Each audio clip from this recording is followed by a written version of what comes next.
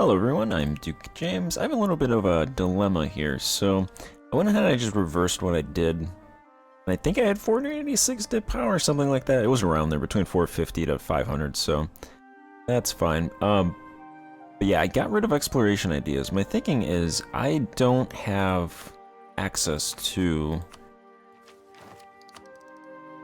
colonialism. So really I can do exploration or expansion.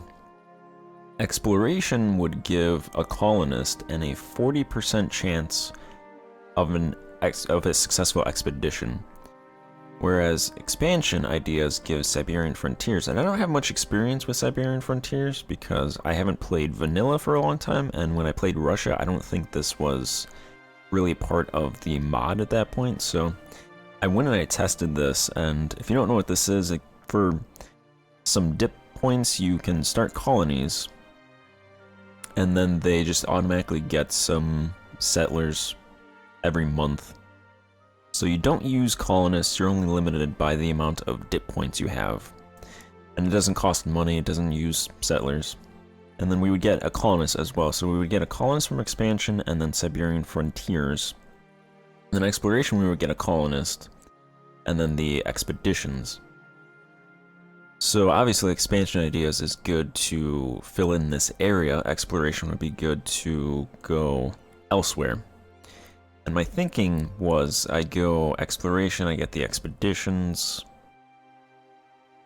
and then I go eventually to colonialism, and then I get the 4 colonists there and the 80% chance of successful expeditions there, but that is locked out because we are part of the New World, so we do not have access to that. So if it's between exploration and expansion, I think I'm going to do expansion ideas first, and then establish a bunch of Siberian Frontiers all along here, kind of go into deep in the Amazon, and then once this is more filled out, and then I can hopefully come over here and conquer Western South America. And then I'll dump expansion and add exploration. But that would be not for a while, and that would be at my own cost, so I wouldn't swap them or anything in terms of points, so I think that's what I'm going to do then. So we had economic ideas. What I'm going to do is I'm going to refund these points, since I never picked this, and I wouldn't have picked economic ideas if I could have, so I believe that was, what, 772 points minus 60? So I'm gonna give myself, like, 700 admin, and that'll get me access to Siberian Frontiers, so I'll have that. I won't have to do anything in terms of going negative with that. And then the other thing is, we have admin ideas right now. Admin gives fort maintenance negative 10%, some yearly inflation reduction, harsh treatment cost reduction, advisor cost, possible advisor, stability increase interval negative 10%, some yearly corruption, provincial corruption from autonomy, envoy travel time, and monthly autonomy change to negative 0.05, which is not bad, but starting out we have 0.61 state reach right now. Like, it is absolutely pitiful. Most of these reforms require, the lowest is 15, so if we get 50.5 per year, that'll be 30 years before we can do the first reform. And we're already starting pretty late, so what I'm going to do is, bureaucracy gives yearly state reach plus 0.2. So I'm going to do a 1-for-1 swap from admin to bureaucracy. And then that'll help with yearly state reach gain.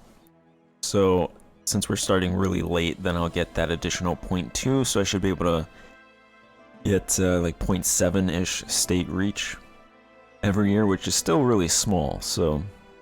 And then this also gives admin cost reduction, admin efficiency, advisor cost reduction, some ruler authority, less ruler authority, more institutional authority, an extra advisor, some stab cost reduction. little bit of yearly reduction, reduces clan power, maximum centralization, and admin efficiency is the finisher. So we have 169 points right now.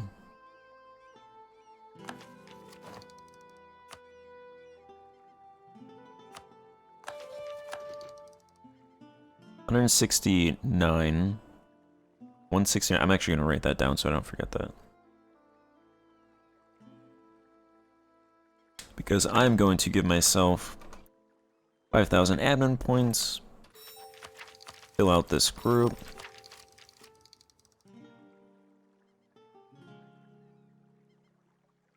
Get rid of the admin and give myself back the 169 admin.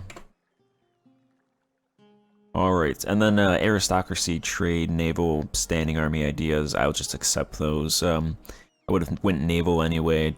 Aristocracy was probably the one that we started with. Trade's fine, standing army, that's fine as well. So that is those changes. The other thing is, since I never got to choose my capital,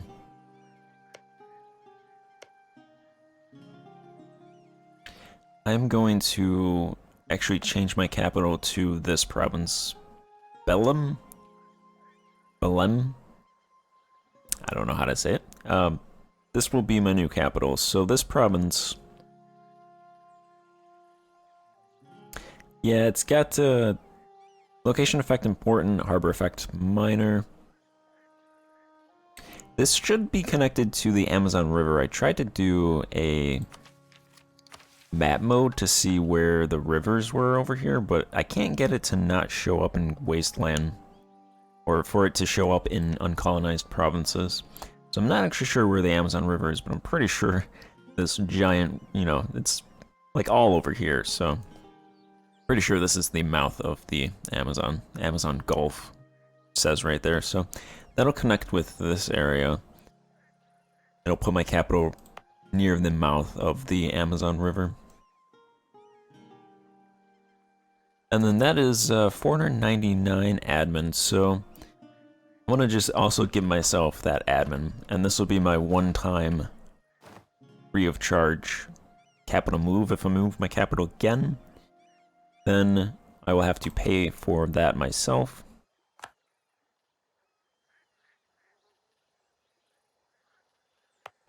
This province is practically, well, it has nothing really. Just a little bit. 6,500 residents. 3 urban development. Its harbor is better than the old location. This area is a producer of food. A lot of food production over here. And the other thing is, this province, this is a dead province right here. This is also somewhat part of the reason why I was going to move my capital. So we've had this province for a long time, I would say. I'm not sure the exact amount, but there's 10,000 peasantry in this province still, which is what it starts at.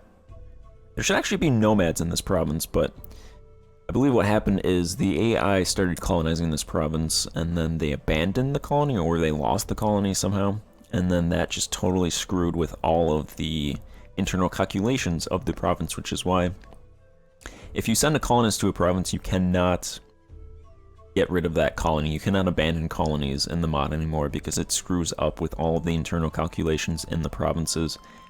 And if you somehow do abandon the colony, then it just screws up the entire province for the rest of the campaign. So this is a dead province. And I imagine the same thing happened over here in this province, because it has River Notify, and there's 10,000 peasants living here, so that is also a dead province right there.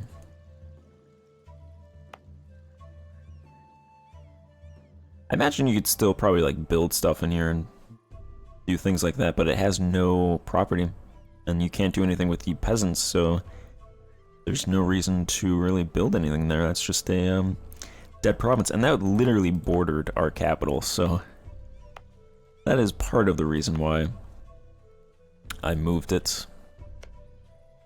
And partly because it connects to over here.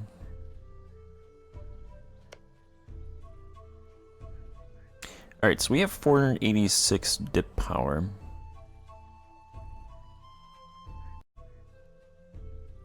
Alright, so I will establish a frontier here.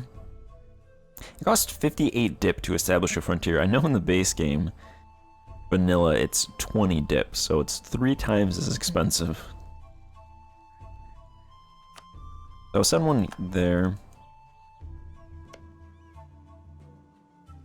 And then it's supposed to be a chain from your capital, an unbroken chain of colonized provinces. But for some reason, when I send a colonist, I'm still able to send another colonist down the chain. So this one is now a colony, so we should not be able to send anything over here. But apparently I can, so I'm gonna send one down there to go along the coastline, and that pretty much ends it. So I can do this one. I could do stuff up here as well, but I'm gonna hold off on that actually, and then I'm gonna grab this one. This is all wasteland, so the Amazon branches off, goes this way, and then it comes down this way. And then I think there's wasteland here as well, so there's 2 river paths that we can go down, so this is one of them. I'll get those 3 going.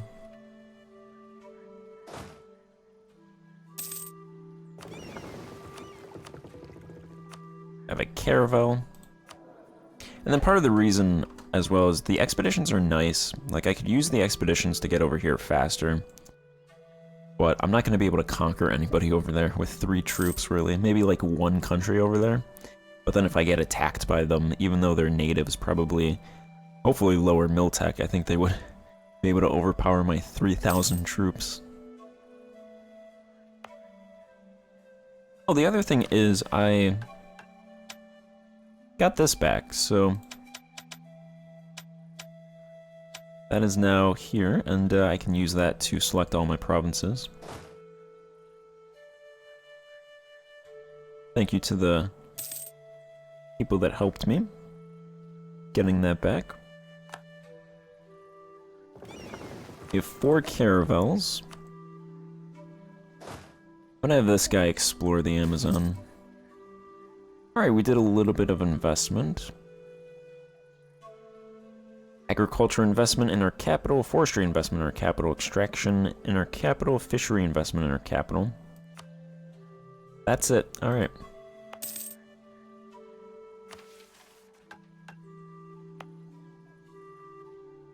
Yeah, I think that's because that's based off of autonomy. And our autonomy is pretty bad now. It's going to increase over here. We have 3 provinces that are not completely red. That one's a little bit orange. Actually, yeah, so this one is 100% local autonomy, because it's a dead province, but these other ones next to the capital are a little bit less than that. A little bit less than 100% autonomy. So I'll build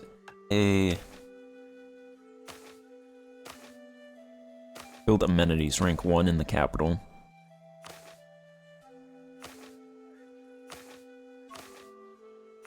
I want to add an extra unit. That's what I wanted to do. 162 ducats. I'll get that going.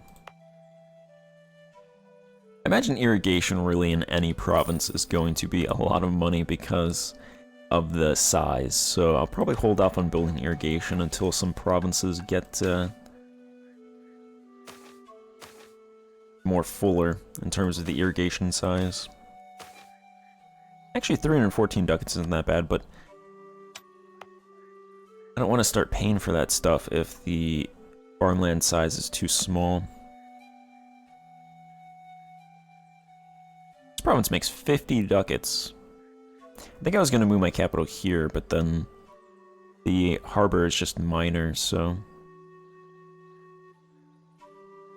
117 size farmlands. I'm going to go ahead and do 10 ducat investment in farmlands in these 5 or 6, 2, 4, 6 provinces.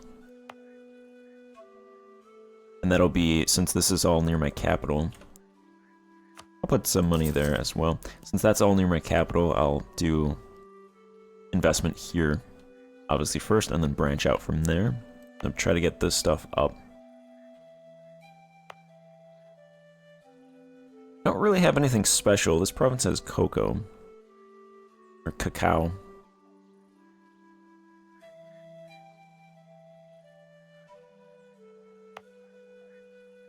And then the Siberian frontiers gain between, I believe it's 2 to 8 colonists per month, which actually seems really low, but it's around on par with what colonists get. So actually, speaking of which, I do have a colonist. That's too far away. What's the farthest I can send it to? Actually, not really that far. This province.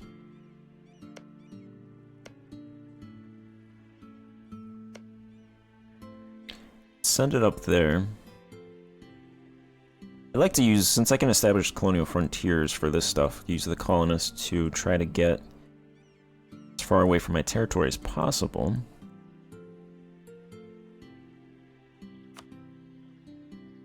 Let me actually look at colonial range.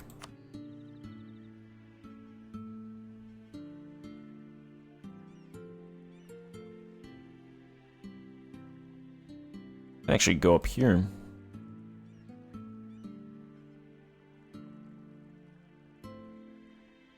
I'm gonna send a colonist up here. And then once that's done, then that'll give me closer range up to there, up to that stuff. And then I guess the good news is we have Dip Tech 26, which is 8 years ahead of time. So I'm gonna plow a lot of my dip power into the Siberian frontiers. I'll probably switch to focusing that, although focusing admin probably isn't that bad since I want to work on some of this. I don't think global settler increase and settler chance affect Siberian frontiers though, so it would just be that one colonist.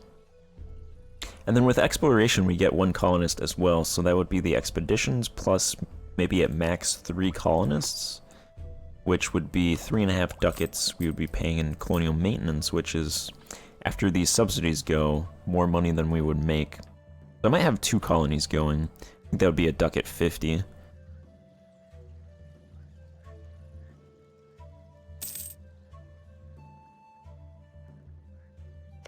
Make Portugal grab this province. Did I grab that province before? I think I grabbed that province before. I don't remember.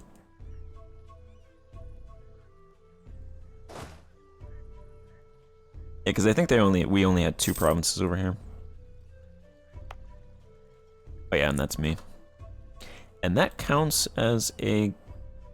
Okay. That is a colonial...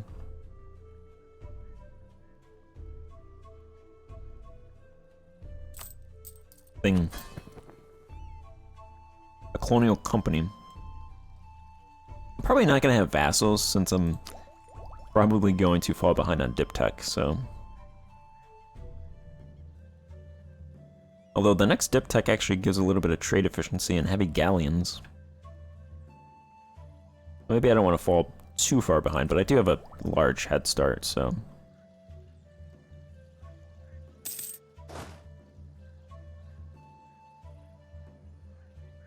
You guys are slow. What are you? You have 0 maneuver. Jesus.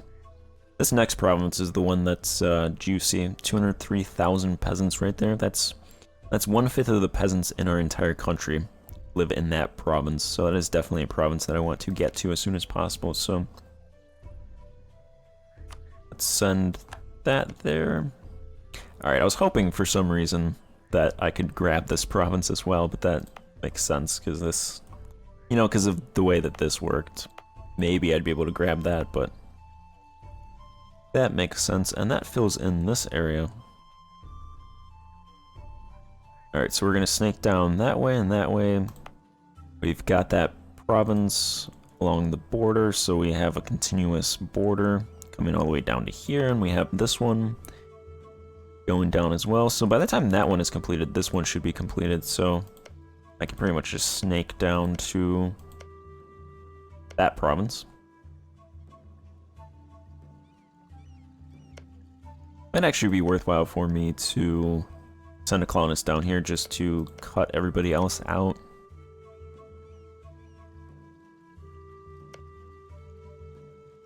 So I might actually...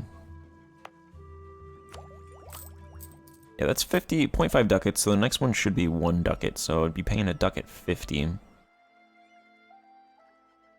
for colonies.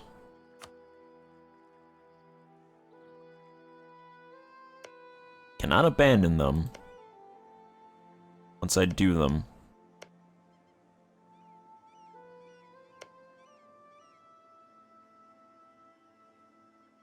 Yeah, there's only 1, 2, 3, 4, 5 provinces down here, and that would pretty much cut everybody out from this entire area, so...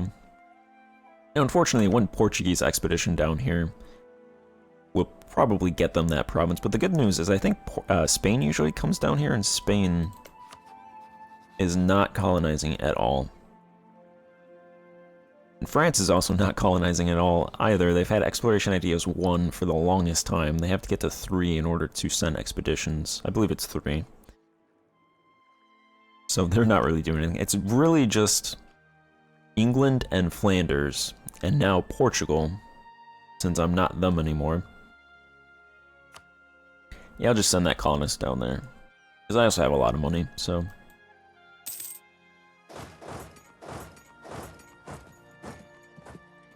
Let's have this guy explore. These 2 troops are drilling.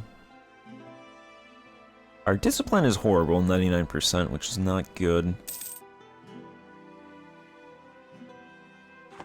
And Portugal hates us, so hopefully they don't attack.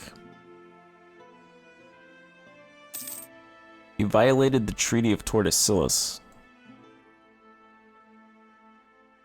That's our provinces. Like, I mean, why would I not do that?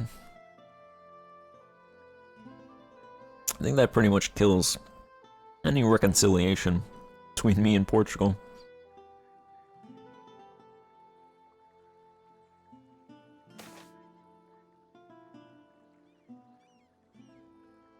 You collect taxes now, so that's good.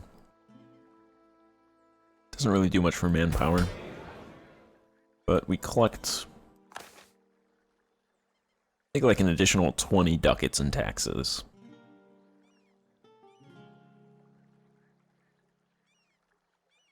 $19 ducats goes to manpower, 14.5 ducats goes to property, so some of the provinces are overinvested. And a little bit to wages. That's alright about Portugal, because we have this 1 galleon. It'll save us. That 1 galleon and 2 transport ships. I'm gonna build 2 more galleons, actually. My best bet probably is to keep Portugal from landing troops. They have 9 heavy ships, so the chances of them bringing all of their heavy ships and a bunch of light ships over, very low. So if I can build like 5 galleons, maybe I'll stand a chance if they decide to attack. The other thing is they're so spread out that maybe they won't want to attack us. They'll just attack a bunch of other people.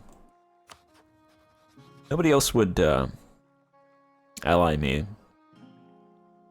Part of the problem is distance between borders, -134 with I mean, at this point I would take an alliance with England. It's pretty much all distance from borders. Like, France would actually potentially negotiate. But we're so far away.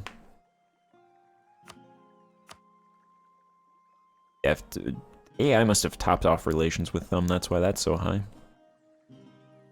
I think Siberian Frontiers probably gives me the best chance to get provinces and build up my country.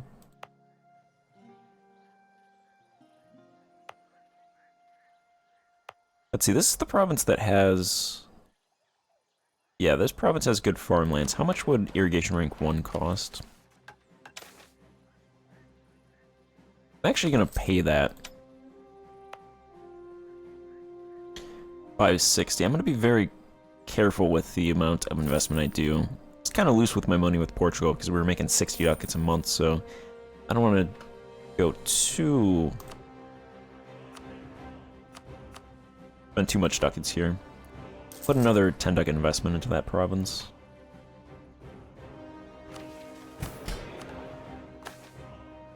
And then, alright, we are centralizing, or state reach is increasing at 0.68% per year. Provincial corruption is decreasing a little bit. The lower class own most of the property. The landlords actually own a decent amount. So if I wanted to take stuff from the landlords, it's pretty much impossible because I can't do supports with them because they're so weak.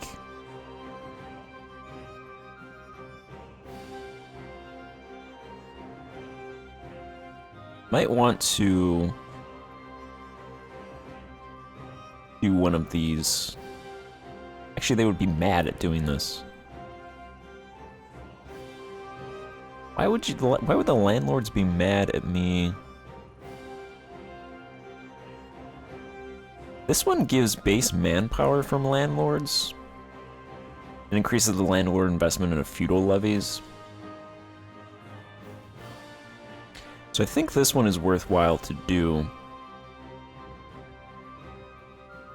in exchange for some less revenue and a little bit of landlord gravity.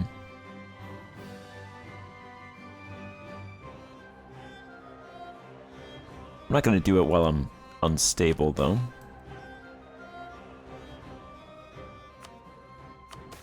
I'm a little hesitant to provide grain for commoners, because I think that includes the nomads, and the nomads are dying in my country.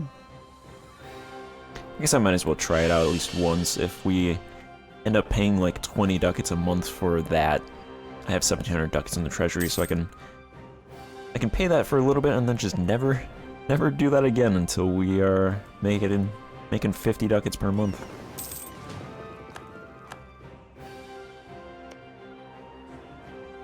Then I have 369 dips, so I might as well send out a bunch more of Siberian frontiers. I'm actually going to look at the provinces, and I will be back. Alright, so I think right now, while I'm pretty weak, I'm going to try not to violate any more treaties, because I definitely don't want to make England mad, because I could potentially rival them in the future, so that is claimed by England, so I'm not going to take that province. I wouldn't have taken it anyway, because it only has 20,000 nomads in it. This province has 62,000 nomads. None of these coastal-ish provinces have peasants. So once they're completed, they should all get 10,000 peasants, but I'm really looking for the provinces with the most nomads. This one has 62,000, so I'll send one Siberian frontier there. This province has 53,000 nomads, so I'm going to send one there. And then this one has 55,000 nomads, so I'll send one there. And then I think I'll just send one down here to this province in case any colonial powers grab provinces. And I'm actually going to recall this guy. And I'll send him here. And I just caught this guy in time. And that shouldn't mess this province up because the colonist wasn't here, so that should be fine. And then I'll have this province, and then I'll have this province, and then if a European power takes this province, they won't be able to do anything with it. In terms of the coastline. In terms of the interior, actually. So this guy has to walk all the way down the coast to get there, which is fine because nobody's going to do anything before that happens anyway. This province has 170 plus 1,000 people in it. Yeah, so those provinces are definitely good. Definitely want to get these provinces as soon as possible. And then I think these nomads... Okay, it looks like the peasantry actually show up when you do Siberian frontiers. immediately.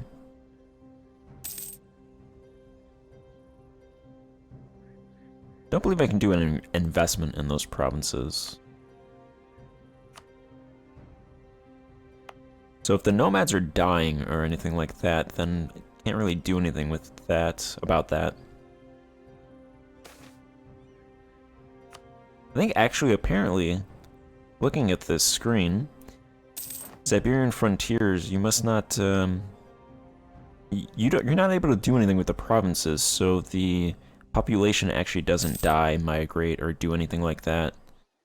Which I think is good, because most of the nomads would die, and there's not really much I can do about that. The downside with that is, like, unlike a colonist, you can't gain population as well, but I think for most of these provinces we would lose more nomads than we would gain in peasantry, so it's fine.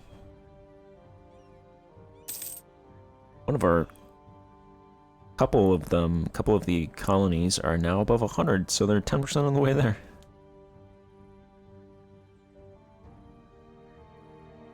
If this was a 20 dip, that would be crazy. I would just colonize everything along the coast.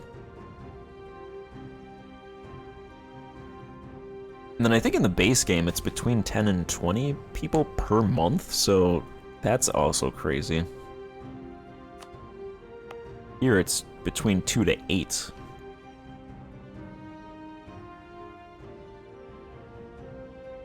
Which is kind of crazy in its own way, because 2 people per month would be 500 months to get a province. That's pretty bad.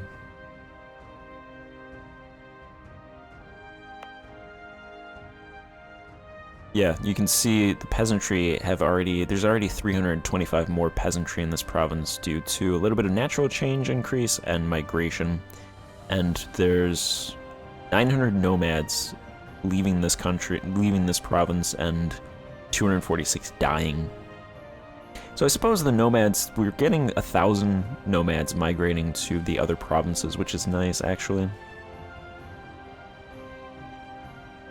So if there's a province somewhere that has a lot of people in it, use it to get them to migrate out of that province.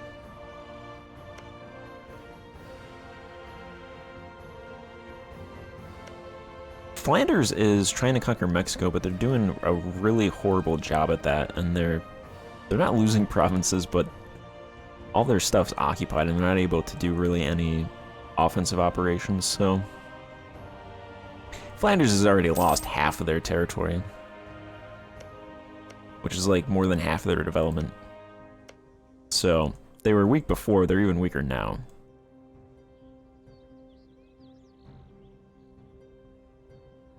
Alright, I think I'm going to end this part here, and I'm probably 10-ish episodes ahead, so I'll probably switch off of this and start recording, going back to Brazil. So I'll probably record both at the same time, and then I'll probably release a couple Portuguese episodes, and then I'll wait till this is released to pick it up again so I can hear what people say, because this is now the second episode, and the first episode hasn't released yet, so I don't want to go too far ahead without seeing what people say, in case anybody absolutely just like wants to object to any of the moves I've made or anything.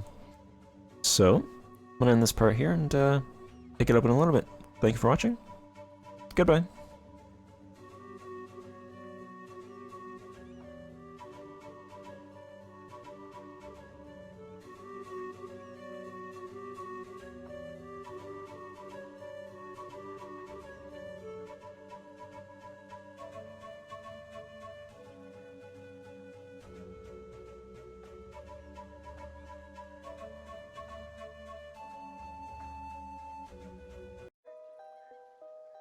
Okay, actually, I've been looking at this stuff, so I did a census. Apparently now, maybe the calculations just didn't go through, but the Siberian frontiers, there's actually calculations done here, so Yeah, we're getting a little bit of peasantry growth in these provinces. And then the nomads are obviously dying and migrating out all of the provinces. You can see there's about 568 natural change in this Siberian frontier and about 1,000 peasants migrating out of it. 132 nomads dying. Migration is 446 in that province. So I was wrong on that. And then the other thing is I was correct that we're paying 63 ducats for grain dole. So that is a lot of money. We're still positive a little bit. I don't know when these subsidies end, but hopefully those subsidies end after the grain dole, and then Portugal will subsidize our people. So that's fine for now, because the nomads should stop dying, hopefully, for a little bit, for a couple years. And that'll give them, some of them, enough time to migrate to become peasants. There's a lot of fields that they can work, so they should definitely not have trouble finding any work to do. Then hopefully my stability gets up to 1. I'll go ahead and get rid of this, even though the nobility hate that for some reason. That should give me a little bit more troops. Hopefully increase my force limit a little bit. Manpower 6,100, so yeah, my force limit is now 4, so I'm gonna go ahead and just build up to that force limit, because there's no reason not to, and have them drill. And we'll have 4 troops. And then before I forget, I'm just gonna have this guy come down here and take this province.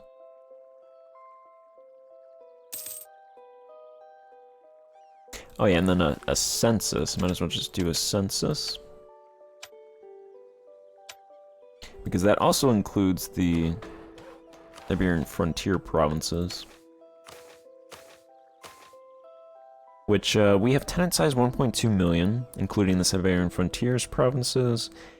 Our natural change for peasants is 25,000, about 26,000, a little bit north of 26,000 per year, because of 17.5 natural change and 8,000 nomads moving into the countryside. And then our nomads are dying about 3,000, 9,200 of them are migrating out, there's 600,000 of them. So that's fine. This outward migration is really what I want, them becoming both peasants and residents. Some of them are going to die. Can't really do much about that, except I suppose grain dole, but I'm not even sure if grain dole counts towards nomads. I assume it does, because we're paying a lot of money. So residents seem to be dying 500 per year, 1,700 are moving in though. About 10,000, a little bit less than 10,000 landlords, close to 8,000 burghers, 1,800 clergy.